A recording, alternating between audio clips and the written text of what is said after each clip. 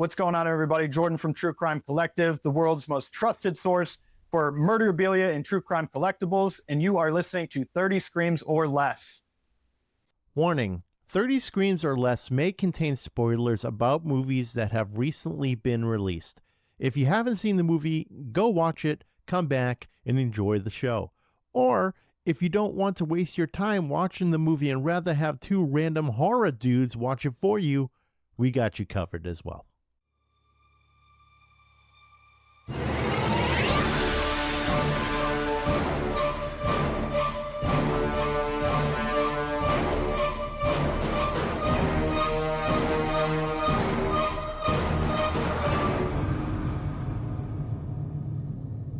Welcome everyone to 30 Screams or Less, a horror movie podcast where we review horror movies in 30 minutes or less. Today's movie we're going to be reviewing is called Meat Kills. It's directed by Martin Smits, written by Paul de Vere, I think that's how it's pronounced, I'm going with it, starring Carol Dirks as Mirth, Emma Jostin as Nasha, and Switter de Sita as Jonathan. As you can tell, this movie requires subtitles.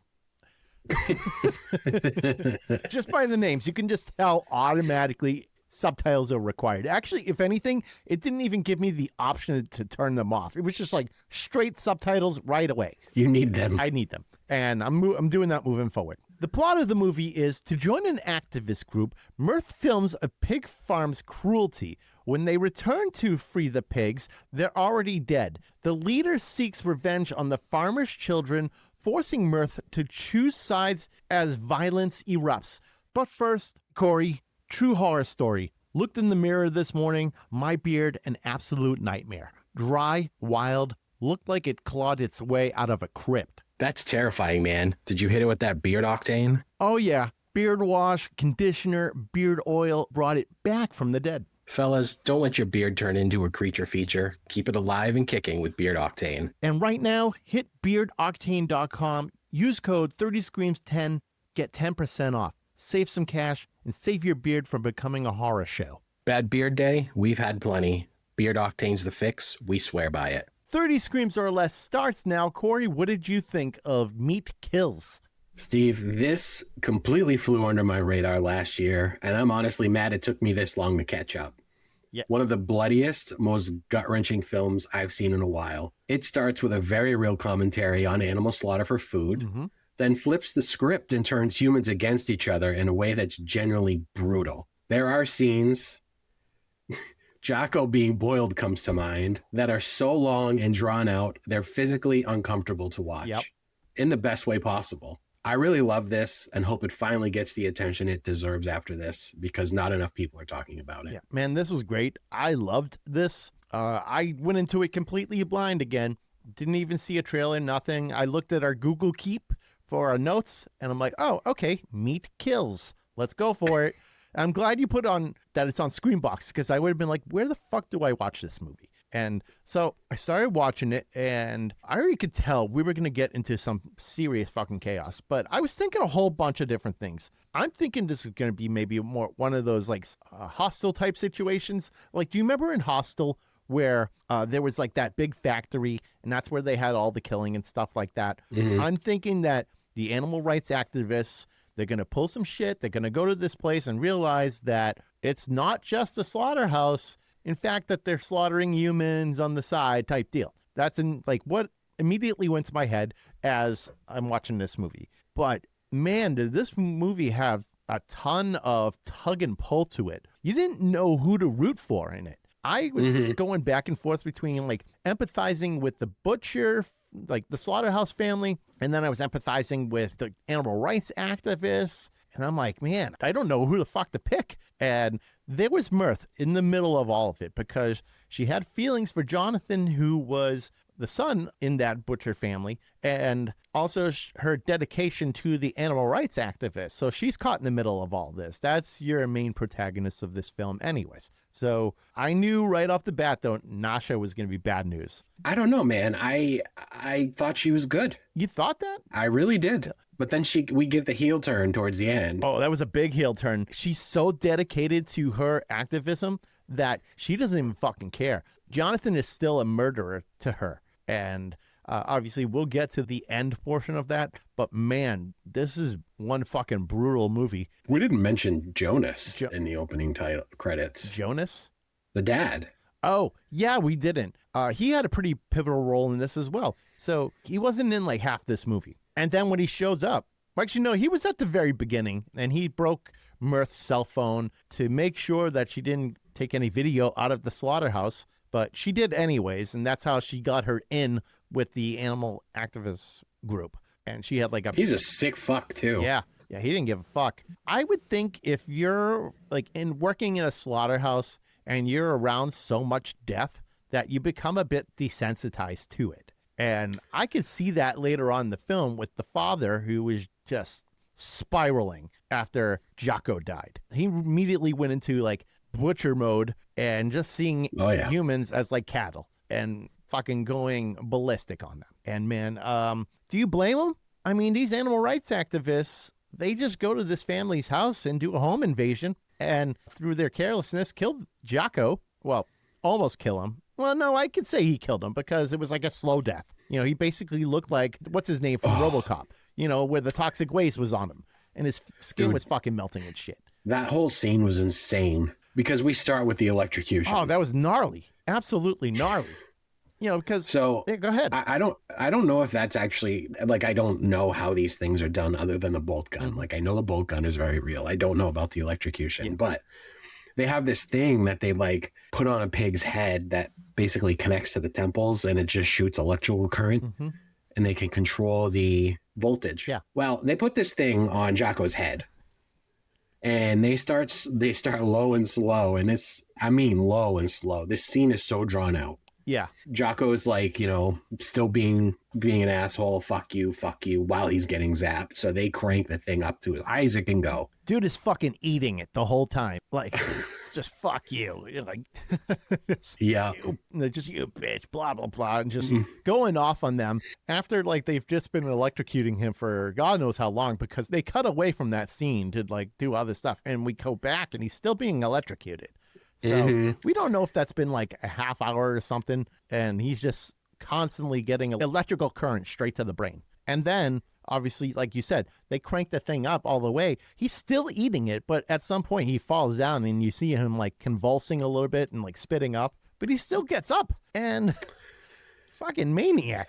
So we skipped the part. We'll go back to this. Yeah, but we skipped the part where Jonathan gets his ear pierced. Oh, oof. Yeah, that was brutal. With this is what they do to pigs. They tag them. They did this to Jonathan. Yeah. And I'm not justifying it, right?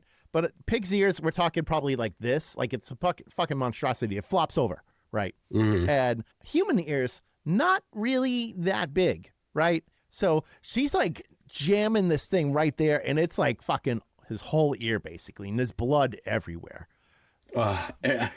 She just like, oh, you just got your ear pierced. Yeah, it's just an ear piercing. So that part was pretty gnarly. But yeah, back to the scene with Jocko because the electrocution wasn't enough. There's a scalding tank, which is what they use to remove the hair from a pig. Right. Oh, they put Jocko's face in it. Accidentally, by the way. Like, so Nasha had like this Rambo type fucking knife thing. Oh my God. Yeah, it was huge. It was massive. And it was like a sword, basically. It looked like a sword, like almost part machete, part sword. It was a big fucking thing. So he attacks Nasha and gets this, I don't know, pseudo sword from her. And he's holding it to Nasha. And Mirth ends up stabbing him in the foot with a screwdriver. Where the screwdriver came from, I don't know. Maybe they're using that for the fucking animals too. Maybe back up. Who knows? But Nasha kicks him and he goes flying back right into the boiling vat there. And he's halfway, like his body's halfway in and scalding him. And Mirth is also in there trying to like pull him out because she didn't sign up for that. She didn't sign up for basically murdering people. She just signed up to be like an animal rights activist. But instead, now she's thrown into this impossible situation where she's got empathy for the wrong people when she knows she shouldn't. So let's talk about the daughter. One of the animal rights activists, I can't remember the girl's name, but she goes upstairs, and my guess is it's like her job to just kind of watch over any little ones while fuckery is happening in other rooms. So the daughter is, and it's important I bring this up because this girl is very pivotal at the end. Out of nowhere. Out of nowhere. From the top rope at the end. Yeah. She was the equivalent of, like, in wrestling, you know, when all the wrestlers are gathering together and they're all fighting on the outside. She's just climbing the ropes and does a front flip off into everyone. It pins the whole mess of dudes in the ring. Exactly. That is like her role at the end of this movie. And you wouldn't think that because I think she's dying of cancer because she was like extremely sick. And, you know, she's burning up in bed. She looks like she's on the verge of death. But that was never really explained. We're just assuming that, you know, she was really sick of something. So at this point, it's basically a home invasion movie. And I'm empathizing with the Slaughterhouse family. And the reason I'm doing that is because that's just their job. I mean, it's a shitty job, but do you really do a home invasion and, like, just start murdering them? But it could go either way. Like, I was reading online, people doing like a deep dive into this. Meat kills could go either way, right? Because in this particular film, the humans are killing the pigs for food. I mean, that's just what happens in this world. Right. But can also be interpreted as the humans killing each other. Oh, the meat. You're right. Yeah. Right? Yeah, because in reality, they were all just bad people in this movie. Mm-hmm. Like, no one was good. Maybe Mirth was a little more virtuous than the others. She was, and she was like trying to be good, like you said before. Yes. And the other group of people she was trying to get in with, I mean, they lived in a fucking, reminded me of that scene out of Jason Takes Manhattan, where you have that gang that lives in like the alley. Yeah, okay, I can see that. You know what I'm talking about? Yeah. So that was basically the same type of crew here, I feel like. They living in this alley, you know? Yeah, I can see that. So you know what? I did want to talk about one part, and this is really how you get introduced to the whole crew. They're doing like a demonstration for one of their protests, and one of the members is upside down, and he's pretending to be cut down the middle of the chest, and fake blood is coming out, and they're just like, this is what happens with pigs in these places. And it's important I bring that up because that makes a comeback in the most vile way. It does, but like I made a note about that particular scene. Like, even though it was staged, it looked so fucking real. It really did.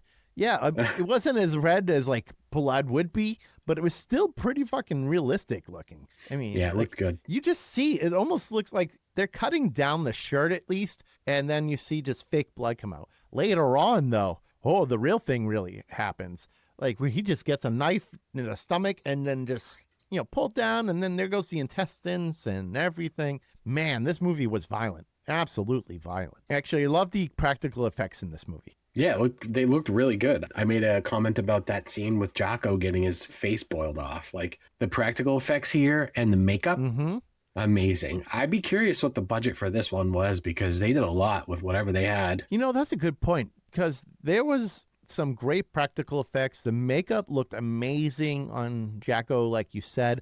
And you even saw, like, the hair, like, just being pulled off, because obviously with that of...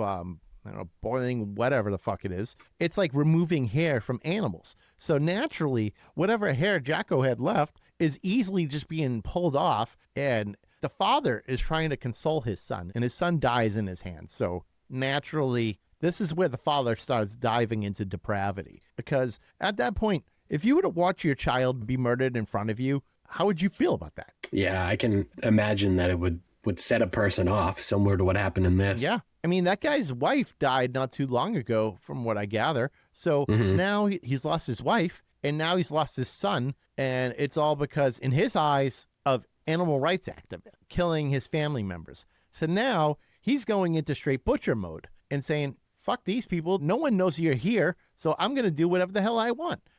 And one of the deaths, man, the tractor to the fucking, oh my God, fucking squashed. Brutal. So what happened in that scene was there was 3 of the animal rights activists chained up.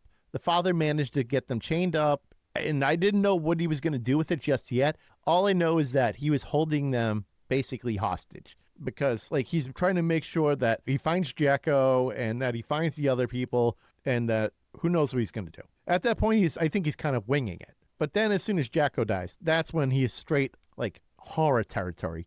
Now, I'm like, okay, this is now when I emphasize with the animal rights activists. Because at first I'm like, man, a home invasion thing, I just hate home invasions. I just, it gets me, man. I'm just not a fan of the home invasion thing. A lot of people, they enjoy that shit, but it freaks me out.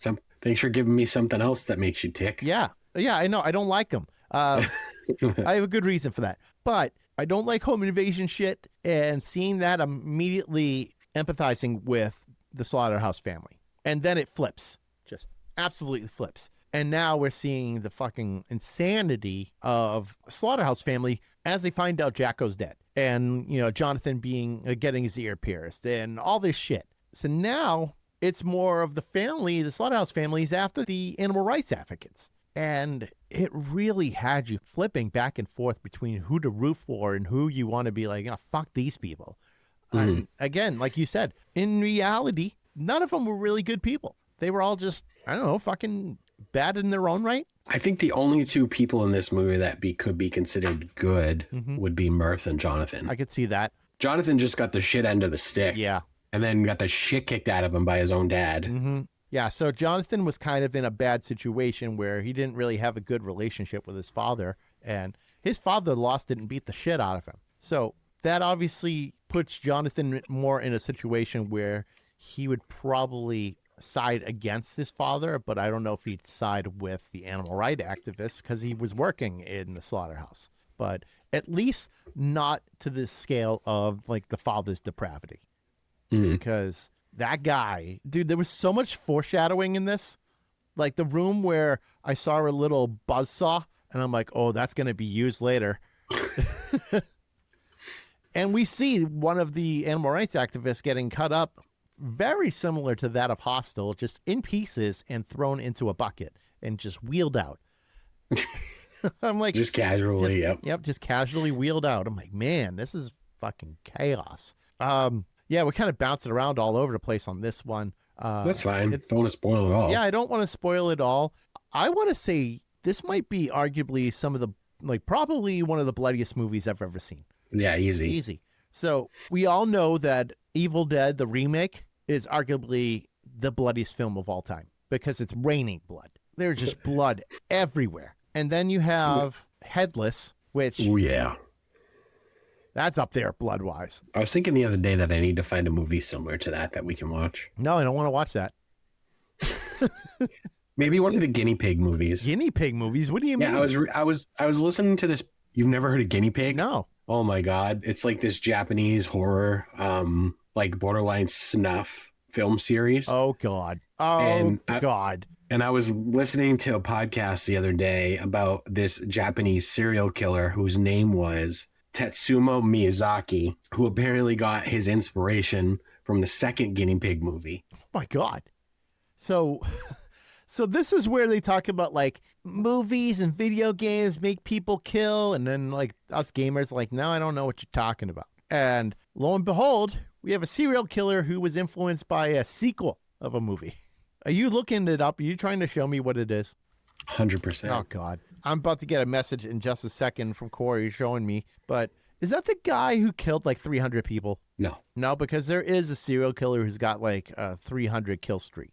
I'm saying it like it's fucking video games, Corey. The film's plot concerns a man dressed as a samurai who drugs and kidnaps women and proceeds to take her to his home where he dismembers them and adds their body parts to his collection. Guinea Pig 2 garnered controversy both in Japan and in the United States. I'm pretty sure it's the whole series is banned here. Oh, really? Oh, yeah. The film was reportedly withdrawn from the home video market and was suspected to have been an influence on Tsutomu Miyazaki, a serial killer who abducted and murdered 4 young girls. That was his thing. They were like, I think between 5 and 7. Oh. Yeah. Fuck. It's awful, dude. That's an awful person right there. I mean, I'm not saying serial killers are good at all, but ones that kill kids, nope. Those are bad. So bad another bit about this, though, Charlie Sheen is said to have watched the film and became convinced that it had generally depicted the killing and dismemberment of an actual woman, prompting him to contact authorities. So they actually thought it was real, or he thought. Yeah, because that's how they're shot. They look. I guess it's like hyper realistic. Yeah. You know what that reminds me of? Do you remember the movie 8mm? The Nick Cage? Yeah. Yeah. Yeah, I love. Yeah, a snuff film. Yeah, I love that movie. It's like, he's trying to verify the authenticity of a snuff film, and he meets Joaquin Phoenix's character, who brings him into the underbelly of the porn world. And one of them was snuff films, and they were so hyper realistic that they were questioning if it was real, but then they realized it's the same actress in both movies. And it's like, okay, this is just hyper realistic. But man, snuff films, that's got to be a fucking awful thing to watch. Yeah, no, especially those kind. Those are fucked up. Yeah, in the early 1990s, American film critics purportedly met actor Charlie Sheen and gave Sheen a copy of this movie. What the fuck? Hey, Charlie, I know we were just reviewing this movie, but we thought you'd like to check it out. Okay. Isn't that right around the time that he was spiraling too? In the 90s? Was it? No. Oh, no. It was like early 2000s that happened, right? Yeah, early 2000s that happened. Probably around 2013. That's what I'm going to say. Because I solely remember this. I was working at a job in Bedford, New Hampshire, and there was a sign at this, I don't know, I think it was a car company, and it was like, I've got tiger blood through my veins, running through my veins. And that was one of those like signs that was changing automatically type deal, like a digital sign. And I remember this because that's when I roughly worked that job. So it had to have been around 2013, 2014. So a while ago at this point. Yeah, because were you with us when we saw him in Boston? I don't remember. No, I wasn't. But I heard that was not great, right? I think he walked out. He walked out? Yeah, he was known for walking out of the shows. Yikes. Can you imagine? Because he was getting booed so much. Well, is he really a comedian? I don't even know what it was more of him just telling like his stories about drug use and stuff like that. It wasn't comedy. No, so just a spoken word thing then. Just like 2011. Just the life of Charlie Sheen, like stand up. It was called the My Violent Torpedo of Truth. Defeat is Not an Option tour. Okay. It's a long name. Yeah, it was dumb. Yeah. I can't believe I paid money for that. And I paid still to this day, it's the most money I've ever paid for a t-shirt at an event. How much? $60. Ooh, that's up for there. a t-shirt. Yeah, it's usually I like the general price now is like $40 to $50, right? Yeah. Unless you go to something like Taylor Swift, and it's probably $75. Dude, I was shocked. We went and saw 9 Inch Nails late last year, and they their merch was like $35, something like $40 for a shirt. It wasn't disgusting. No, I was surprised because like we saw Linkin Park last year too, and their shirts are like $50, $55. It's crazy. Hey, I mean, our shirt's currently in a boutique store as retro or something like that, a collectible, and I think they're selling it for $70. It's still there? It might be. I don't know. I haven't checked. No one's buying that. It's still there. It probably is. Can you imagine if someone bought it? I don't know, man. I've seen Joji wear our shit. Who knows? Joji? Yeah. Dirty Frank? What? Filthy Frank? I'm sorry. Filthy Frank? I don't know what you're talking about. You don't know who I'm talking about? Okay. Well, randomly, I get this photo of him wearing our shirt, and I'm like, when the fuck did he get this? I'm the one that sends out these shirts. Where the hell did he get this? But yeah, Filthy Frank, he must have gone to one of our shows once. And Filthy Frank? Yeah, look him up. He's like a YouTuber. But yeah, he goes by Joji now. Oh, okay. Oh, and Pink Guy. Yeah, you see his meme all over the place. Oh man, Pink Guy was so bad too. Yeah, he was more like well, actually, you remember the meme of Bane and then Pink Guy's in the background, like what? Oh yeah, that's him. I never knew this was the same person. Yeah, same person. I gotta find that picture because I thought it was pretty wild to see that. Filthy Frank. Filthy Frank. Shit. What do we want to talk about? Because I know, oh, man, this movie's so good that I don't want to give much of it away. I just know that it's ultra violent and it makes you feel a lot of things. And I don't think a lot of horror movies do that. They don't make you feel like really toy at your heartstrings. And I feel like this really toyed at your heartstrings. Like you just didn't know which way to go when it came to rooting and stuff like that. And you're just enjoying the ride. I can tell you this, that I had to pause this movie a whole bunch because I found myself not taking notes. Mm-hmm. Yep, it happened to me. Yep, which is a good sign. It means that I'm like hyper focused on the movie and enjoying it and then forgetting that I have a job to do. A job? Yeah. I'm just like, oh, shit, I got to make sure that I'm taking notes properly because what the hell else are we going to talk about? So I find myself sitting there and I'm watching a movie. I'm like, fuck, I'm reading subtitles. I'm watching this movie. I'm forgetting to take notes. So I pause it and I write my notes down.